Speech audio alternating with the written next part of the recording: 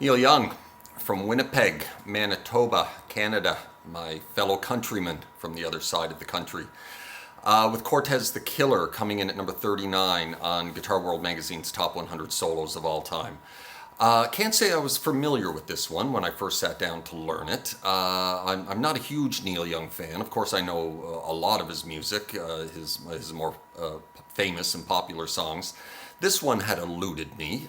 This was from his Zuma album, one of his least popular albums, I believe. This being the standout track and of that album, and this being the standout solo, obviously, of Neil's career. Thus its inclusion on this list at number 39. Didn't quite know what to think of this one when I first sat down and listened to it. Upon first listen, it sounded like a lot of disjointed, distorted, meandering noise to me. And it had this one little melody running throughout the solo, but it just seemed kind of disjointed and noisy, a bit of a mess. But I dug in and started learning it, and the more I listened to it and the more I played it, the more I started falling in love with it. And I just adore this solo. It just emotes sadness, you know. It's just such an emotional solo.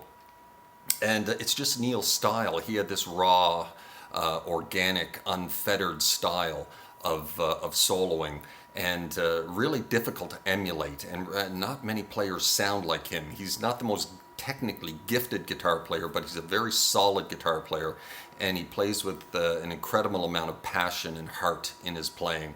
And this is very much a feel solo, and there's hardly a bent note in the entire solo. There's a couple of bent notes, and a few of them were my own improvised bent notes. But I kind of, equate feel with a lot of bending of notes, and like Jeff Beck or David Gilmour.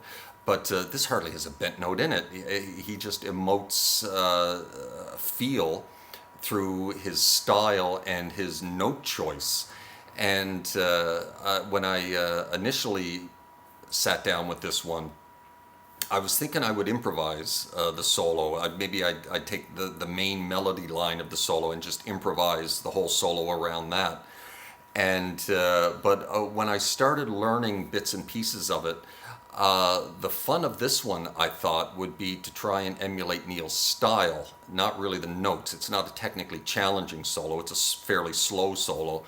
And so I thought it'd be fun to kind of emulate his style. So I learned it kind of note for note for the first 2.5 minutes or so, and just tried to get that feel of Neil Young's playing, because that's the challenge, to kind of emulate his style, not so much emulate the notes in this one.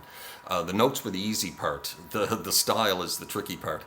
But I'm happy with it. I think it sounds pretty good, and but it's just a great solo. And I think there's a YouTube comment on the official version of this song on YouTube that says it best. This song is like after the party's over and everyone's left, and you're just there with 3 or 4 of your friends, and the table is littered with beer bottles, and the ashtrays are full, and you spark up a couple of joints, and you chill on the sofa, and you throw on Cortez the Killer, and just let it blow your mind.